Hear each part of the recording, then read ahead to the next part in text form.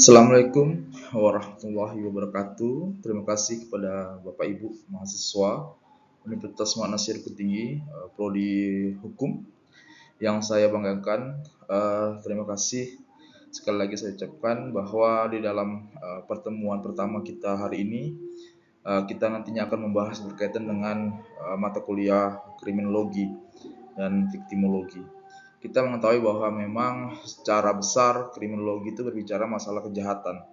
Artinya yang dilihat adalah poros atau pelaku dari kejahatan tersebut. Kalau berbicara masalah kriminologi, berarti kita berbicara masalah pelaku kejahatannya. Nah, di mana pelaku tersebut itu nanti akan menjadi poros kita sendiri untuk menyelidiki apakah atau apa yang terjadi terkait suatu perbuatan dalam suatu tindak pidana. Di dalam kriminologi juga kan kita memang mengetahui bahwa kejahatan itulah perbuatan yang cukup dirisaukan. Makanya kita kenapa mengetahui itu dalam proses penyelidikan kriminologi ini sangat menjadi hal yang utama. Karena apa? Karena pemecahan masalah dalam suatu tindak pidana. Nah, kita akan mempelajari itu berkaitan dengan kriminologi. Dan secara teori ya kriminologi ya bisa digabungkan menjadi dua bagian, yaitu kriminologis dan logis ya, dimana memang kriminal atau crime ini sendiri berbicara masalah kejahatannya kayak gitu. Artinya ilmu yang mempelajari berkaitan dengan apa? Proses dari sebuah kejahatan, proses dari sebuah tindakan kejahatan ya. Dalam suatu tindak pidana kita memahami konsep itu Bapak Ibu sebagai mata kuliah untuk kriminologi ini sendiri. Next. Ya. Nah, dalam pendahuluan Bapak Ibu, ya di pertemuan pertama ini nantinya saya akan membahas berkaitan dengan apa saja yang menjadi latar belakang dari sebuah kriminologi ini sendiri atau ilmu kriminologi.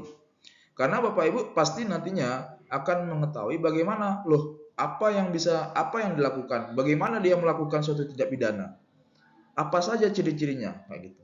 Itu nanti akan dibahas berkaitan dengan apa, yaitu latar belakang dari kriminologi sendiri. Yang dilihat dari apa? Dilihat dari 5W1H. Apa, di mana, bagaimana, mengapa, yaitu apa dia melakukan perbuatan itu, kenapa dia melakukan perbuatan itu. Ya misalnya karena faktor kemiskinan. Kenapa orang melakukan pencurian? Karena faktor kemiskinan. Mengapa dia melakukannya? Kayak gitu.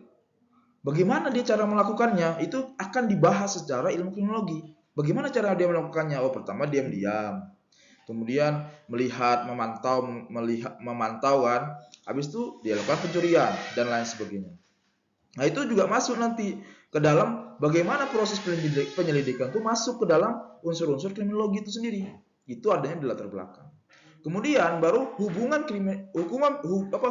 hukum pidana dengan kriminologi. Apa yang menjadi hubungan? Ya, pastinya kriminologi itu kan membahas berkaitan dengan kejahatan atau crime. Otomatis masuknya larinya ke pidana. Kenapa saya bilang hubungan dengan kriminologi? Hubungan kriminologi dengan hukum pidana. Kalau hukum pidana berbicara masalah formalnya, undang-undangnya, KUHP-nya, ya. Kriminologinya berbicara masalah apa? Pelaku kejahatannya, apa yang dicuri misalnya. Ya, misalnya kalau mencuri hukumannya berapa? Nah, di dalam KUHP nomor berapa? Itu nanti akan dimasukkan. Jadi kriminologi berbicara masalah material, pidana masalah formil. Kayak gitu. Jadi hukum pidana berbicara masalah KUHP-nya. Apa yang dilanggar dalam KUHP? Itulah yang dimasukkan. Kriminologinya membahas bagaimana apa yang dia lakukan kejahatan. Kejahatannya apa? Itu yang dia akan berbicara masalah kriminologi itu kejahatannya. Nah, itu ya kalau untuk hubungan pidana dengan hukum kriminologi. Sedangkan yang C, nantinya Bapak Ibu akan mempelajari juga kriminologi dalam arti luas dan arti sempit. Kayak gitu. Arti luasnya seperti apa dan arti sempitnya seperti apa. Itu yang tiga pendahuluan inilah yang nantinya Bapak Ibu akan pelajari di dalam bab 1 atau di dalam pertemuan berikutnya atau pertemuan lanjutan di dalam ilmu atau mata kuliah kriminologi. Nah, ini sekarang kita bahas masalah latar belakangnya. Kenapa kriminologi itu adalah suatu perbuatan kejahatan atau disebut crime methodologis science law, atau di mana kejahatan itu menjadi suatu fenomena secara kompleks dipahami secara berbeda. Kadang orang memahami faktor kejahatan tuh pasti dari sudut yang berbeda.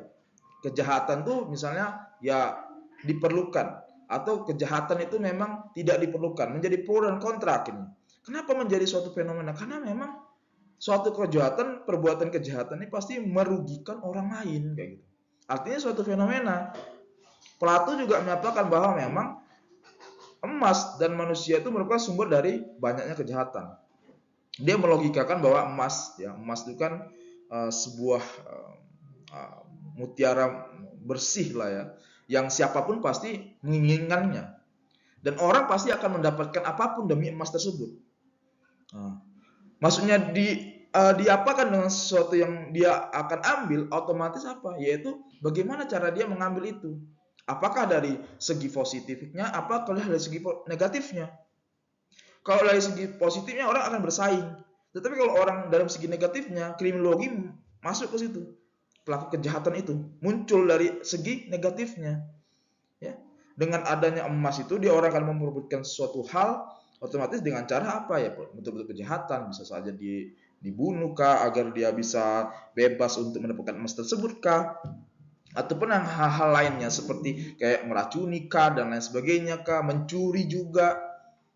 Ini juga masuk ke dalam bentuk yang memang dikategorikan emas dan manusia ini cukup yang sangat mendekati. Kemudian ada Aristoteles. Aristoteles menyebutkan bahwa memang kriminologi melihat dari bentuk kemiskinan. Kemiskinanlah timbul karena adanya kejahatan.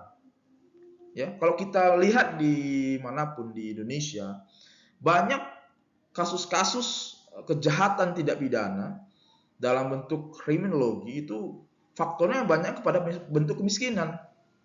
Ya, karena dia miskin, tidak punya uang, tidak bisa menjalankan hidup, artinya dia berbuat yang tidak baik secara negatif. Bisa saja dia mencuri, bisa membunuh. Ya, kenapa? Karena kalau orang mencuri misalnya dia ngelawan, pasti dia akan tembak dor atau sabit ya, kayak pelaku begal di Indonesia itu kan begitu ya Bapak Ibu ya. Dia curi motornya, habis itu dibunuh yang punya motor. Karena apa? Karena faktor kemiskinan. Karena faktor apa lain? Karena faktor lingkungan dan lain sebagainya. Jadi Aristoteles melihat itu bahwa memang kejahatan itu timbul karena ada faktor kemiskinan. Dan itu terjadi di dunia manapun. Di Indonesia juga begitu. Ya. Sedangkan Thomas Aquino juga berpendapat bahwa orang kaya yang hidup untuk kesenangan dan memboros-boroskan kekayaan, jika suatu kali jatuh miskin, mudah menjadi seorang pencuri. Ya. Ini berkaitan dengan Thomas Aquino. Artinya apa? Ya, Thomas Aquino juga melihat bahwa kemiskinan itu bisa tumbuh atau timbul dari sebuah kejahatan. Kayak gitu. Yang awalnya dia boros nih, misalnya kaya raya gitu kan, Bapak Ibu kaya raya sekali. Terus tiba-tiba bangkrut, jatuh miskin. Anaknya perlu makan. Sedangkan dia tidak punya uang. Pasti dia akan melakukan hal untuk menyelamatkan anaknya. Karena faktor apa? Kemiskinan. Kayak gitu. Thomas Aquino melihat dari segi itu. Ya. Akhirnya orang mencuri. Kalau kita lihat dimanapun di Indonesia juga banyak ya. Mencuri karena faktor kemiskinan. Kayak gitu. Contohnya yang paling mudah saja nenek yang mencuri kakao, coklat. Karena faktor apa? Kemiskinan. Orang melakukan pencurian. Nah, itu yang sekarang sangat high five sekali di manapun ya. Tidak hanya di Indonesia, di luar negeri juga pasti begitu. Kriminologi juga adalah cabang ilmu pengetahuan yang muncul pada abad 19. Artinya apa? Ilmu yang mempelajari berkaitan dengan sebuah kejahatan. Apa yang menjadi faktor? Kenapa kejahatan itu perlu dipelajari? Kenapa? Ya karena ada segi matikanya yang memang penologinya itu masuk ke kita gitu. Yaitu yang mungkin tidak bisa diungkapkan gitu loh. Ya. Artinya apa? Kalau kita mempelajari ilmu kejahatan, otomatis kita ingin mengetahui apa yang dia lakukan. Pembuktian dalam hukum kriminologi ini kan adalah bagaimana caranya kejahatan itu dapat diakui oleh dirinya bahwa dia melakukan sebuah kejahatan. Kan begitu Bapak Ibu ya. Dan itu sudah muncul di tahun abad 19. Ya, kejahatan tuh ya. Nah, kemudian juga ada secara etimologi memang, secara etimologis ya. Bahwa ini kriminologi ini dipecah menjadi dua kalimat atau kata yang tadi saya sampaikan di awal. Ada crime dan logos. Di mana crime itu berbicara masalah kejahatan dan logos itu berbicara masalah ilmu pengetahuan. Kayak gitu. Jadi kenapa kita pelajari itu? Karena kita mengetahui. Apalagi Bapak Ibu yang mungkin bekerja di kepolisian. Ya, di bidang penyelidikan. Itu pasti ilmu dalam bidang taktik penyelesaian kriminologi atau bagaimana ilmu taktik dalam penyelesaian tindak pidana itu pasti sudah paham sekali. Bagaimana cara prosesnya, bagaimana cara proses penangkapannya, bagaimana cara proses penyelidikannya, itu sudah tergambarkan. Karena setiap hari bekerja di situ. Ya. Kenapa dia melakukannya? Apa sebabnya dia melakukan perbuatan tersebut? Ya. Apa bentuk perbuatan kejahatannya misalnya? Bagaimana dia melakukannya? Kan begitu kalau dalam proses penyidikan kan itu dia. Bagaimana Bapak melakukan perbuatan tersebut? Ya awal-awalnya itu dia cerita dan itu tercatat dalam bentuk BAP. Berita acara perkara. Nah, dan dalam BAP tersebutlah nanti polisi bisa menentukan hukuman yang sesuai dengan tindak pidana tersebut. Makanya tadi kita berbicara masalah hubungan pidana dengan kriminologi. Kayak gitu. Oh, dia pencurian yang mengakibatkan seseorang tersebut luka atau meninggal dunia. Nah, kan dua tuh pasalnya ya. Misalnya, pasal pencurian, KUHP pencurian dan pasal pembunuhan. Kayak gitu. Nanti akan dilihat di situ dia. Oh, kalau misalnya pencurian aja berarti yang mencuri aja berarti pasal KUHP-nya atau tidak hukum pidananya. Ya. Semua akan tertera semua di dalam BAP. BAP itu yang akan menggambarkan pola sebuah kejahatan di dalam sebuah tindak pidana. Nah, jadi itu yang kita mempelajari latar belakang dengan itu. Bapak Ibu yang di Nagari juga begitu. Ya. Nagari ini kan adalah kalau dibilang tameng ya, tameng paling dasar ya, pemerintahan. Artinya ketika ada terjadi suatu kejahatan tindak pidana, Nagari juga bisa terlibat. Nagari juga bisa melakukan penyelidikan. Nagari juga bisa membantu proses penyelidikan oleh kepolisian. Karena apa? Karena punya unsur kriminologi tadi ini. Bapak Ibu yang bekerja di Nagari sebagai perangkat Nagari, punya ilmu tentang kriminologi, itu paling enak sekali untuk membuktikan dan memecahkan bagaimana suatu tindak pidana itu dapat berlangsung di Nagari Bapak Ibu. Apalagi Bapak Ibu belajar kriminologi. Tahu dia bagaimana pemecahannya. Dilihat dari apa? 5W1H. Apa, bagaimana, mengapa, kapan, ya kan? Terus dengan siapa? Ya, itu juga orang akan ketahuan semua. Nah, proses penyelidikan itu seperti ini. Ya. Kemudian di pertemuan berikutnya nanti memang saya akan membahas juga berkaitan dengan perkembangan kriminologi. Jadi kenapa kriminologi itu menjadi sebuah canangan atau hubungan yang sangat erat dengan hukum pidana? Karena memang kriminologi ini adalah sangat berdekatan dengan perbuatan-perbuatan yang melanggar hukum, itu melanggar norma, melanggar moral dari manusia itu sendiri. Ya, kenapa saya bilang bahwa perkembangan kriminologi ini sangat pesat? Ya gara-gara memang salah satunya tingkat kejahatan yang semakin meningkat. Kita mengetahui istilah-istilah yang banyak sekali diungkapkan oleh beberapa petinggi atau orang lama kita atau orang yang sesepuh kita. Kita sering sekali mendengar bahwa rambut boleh hitam, ya, tapi hati dan pemikiran orang pasti berbeda. Itu sama halnya seperti apa? Yaitu serigala bagi manusia yang lain. Ya. Dia bisa jadi manusia dan dia bisa menerkam manusia tersebut. Bahkan itu teman Anda sendiri. Ya itu. Di dalam unsur kriminologi itu juga dalam proses penyelidikan, kriminologi penyelidikan itu juga masuk dalam suatu proses. Contoh misalnya Bapak Ibu ya. Ada pembunuhan, ya, pembunuhan dilakukan di kamar kos. Di kamar kos di Bukit Tinggi. Proses penyelidikan berlangsung. Siapa yang akan menjadi poros dari objek kasus kriminologi, pastinya orang terdekatnya dulu.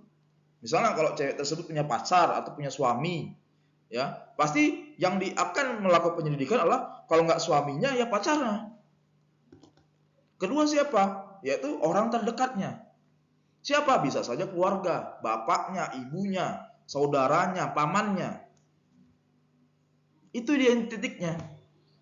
Kemudian tahap kedua apa? Yaitu penemuan bukti di dalam kamar kos. Adakah misalnya sidik jari kah, atau bercak habis melakukan pembunuhan kah? Itu pasti akan ada. Ya. Dari situlah baru polisi bisa menemukan. Ya. Dan kalau bisa kita lihat, kebanyakan itu orang terdekatnya yang melakukan suatu pembunuhan. Kita nggak tahu bahwa bahkan, maaf ya, sekarang juga banyak bapak ibu yang anak membunuh ibunya, bapak membunuh anaknya, anaknya membunuh bapaknya. Banyak sekali di Indonesia ini seperti itu. Itu kenapa memang saya sampaikan di awal, yaitu manusia itu bisa jadi serigala bagi manusia yang lain. Bahkan itu manusia itu adalah anak kandungnya sendiri atau darah dagingnya sendiri. Nah itu makanya kenapa perkembangan kriminologi ini sangat pesat sekali. Kenapa? Karena tingkat kejahatan semakin meningkat. Atau dikenal dalam hal homo homini lupus. Ya. Homo homini lupus itu dilihat dari apa? Yaitu norma. Norma mengatur berkaitan dengan kehidupan. Tujuan norma apa? Ya, untuk ditaati. Ya, kalau nggak ditaati bagaimana? Sanksi timbul. Begitu dia cara kompleksnya, Bapak Ibu. Ya. Sanksi itu bisa sanksi berat, sanksi ringan, ya, sanksi sangat berat. Ya. Sanksi berat itu gimana, Pak? Sanksi berat itu yang biasanya hukumannya di bawah 15 tahun. Ya. Kalau sanksi ringan itu gimana, Pak? Sanksi yang di bawah 5 tahun. Ya. Kalau sanksi sangat berat itu gimana, Pak? Sanksi yang dilibatkan lebih dari 20 tahun atau seumur hidup. Bisa saja dia hukuman mati.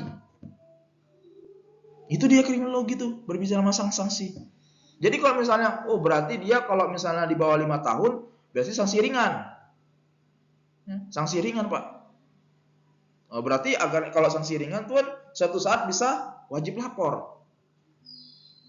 Kalau yang di bawah 5 tahun tuh 2 tahun, setahun tuh biasanya cepat, Pak, keluarnya. Kenapa? Selebihnya dia wajib lapor biasanya begitu.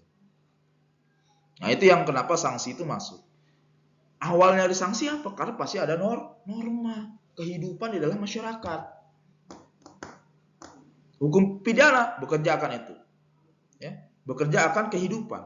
Jadi kalau kehidupanmu salah, kamu melanggar, kamu akan kena sanksi. Begitu juga kamu kalau misalnya di rumah. Bapak ibu di rumah kalau punya anak, kalau misalnya anak bapak bandel, melanggar, pasti bapak kasih sanksi. Begitu juga negara. Ya, negara juga begitu, Pak. Bapak salah, bapak melanggar, pasti kena sanksi. Kalau pidana, pasti penjara. Kalau misalnya perusahaan, pasti administrasi. Nah, itu dia bedanya ya. Jadi kenapa berkembang ya? Karena kejahatan sangat pesat sekali. Kemudian prinsip hukum pidana yang kita kenal adalah Kode Civil Noveleon. Dia berbicara masalah beberapa prinsip-prinsip dalam hukum pidana, khususnya dalam suatu kriminologi atau tindak pidana kriminologi. Di mana tahun 1971 ada 3 prinsip hukum pidana di dalam kriminologi, dalam perkembangan kriminologi. Salah satunya apa? Yaitu pertama, yaitu kepastian hukum. Ya. Kenapa kepastian hukum ini masuk? Karena apa? Hukum pidana itu berbicara masalah formilnya, masalah KUHP-nya. Kalau nggak ada kepastian hukum atau KUHP-nya, gimana caranya polisi atau Bapak Ibu bisa melakukan tindakan sesuai dengan prosedur hukum? Gimana caranya? Kan nggak bisa. Sama kayak misalnya gini, ya, seseorang melakukan suatu tindak pidana, tapi hukumnya tidak ada. Banyak ya sekarang ya. Kayak dulu, zaman dahulu, undang-undang narkotika dan psikotropika itu belum diatur sama negara. Akhirnya ketika orang ada melakukan suatu perbuatan tindak pidana dalam hal narkotika itu tidak bisa dihukum. Karena nggak apa? Karena kepastian hukumnya tidak ada, legalitasnya tidak ada. Bagaimana cara menghukum sedangkan hukumnya tidak ada gitu loh. Nah, bahasa Belandanya saya lupa, tapi itu ada dan itu tergambar sekali. Yang penting apa? Ada kepastian hukumnya. Tapi kalau misalnya orang melakukan, saya melakukan pencemaran nama baik misalnya, ya, dia melakukan pencemaran nama baik, baik itu di IT, ya sekarang kan ada IT ya Bapak Ibu ya, cyber, ada juga di dunia yang fana ini, ya, dunia fana ini, atau pidana umum. Ya. Dia melakukan perbuatan itu, melanggar, ada kepastian hukum, ada KUHP-nya. Di mana misalnya 310 atau 310 KUHP berbicara masalah apa? Yaitu pencemaran nama baik. Akhirnya apa? Orang bisa melaporkan dia ke polisi atau kepada penegak hukum atas dasar apa? 3110 KUHP tentang pencemaran nama baik. Otomatis apa? Kepastian hukum masuk. Bentuk kejahatannya apa? Pencemaran nama baik. Itu yang kenapa memang kepastian hukum itu sangat diperlukan. Agar apa? Agar melindungi dari suatu tindak pidana. Simpelnya seperti itu Bapak Ibu. Kedua adalah persamaan di depan hukum. Persamaan di depan hukum atau equality before of law. Sama semua depan hukum. Saya kaprodi, dia mahasiswa, dia rektor ataupun yang lainnya, kalau kena perbuatan hukum, semua sama. Equality before of law. Semua sama. Tidak bisa membedakan. Ya. Yang bisa membedakan apa? Yaitu hukuman, undang-undang. Kayak gitu. Atau dibilang Irofasis justice ya. Justice ya. Itu masuk. Nah, jadi semua sama Pak. Nggak ada bisa membedakan apapun itu Pak. Sesama di depan hukum. Sesuai apa? Dengan undang-undang dan KUHP yang mengatur. Nggak gitu.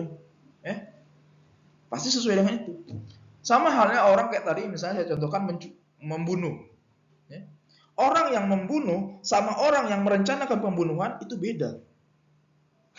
Pak, ya.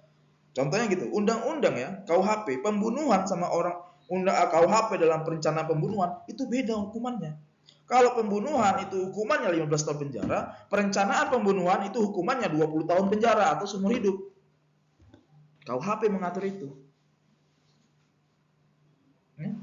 Tapi sama-sama dihukum. Sama-sama ditindak. Ya, begitu Pak, ya. Persamaan di depan hukum atau equality before of law. Kemudian yang ketiga apa? Keseimbangan antara kejahatan dan hukum. Ya, ini juga masuk keseimbangan antara kejahatan dan hukum. Gak mungkin orang yang melakukan pembunuhan sama orang yang merancang pembunuhan itu sama hukumannya. Pasti berbeda. Seimbang untuk yang melakukan pembunuhan, seimbang juga bagi orang yang melakukan perencanaan pembunuhan atau otaknya. Kan banyak tuh Pak kejahatan-kejahatan di Indonesia nih ya. Contohnya gini, seorang istri ingin melakukan pembunuhan kepada suami. Tetapi istri nggak mau kotor tangannya.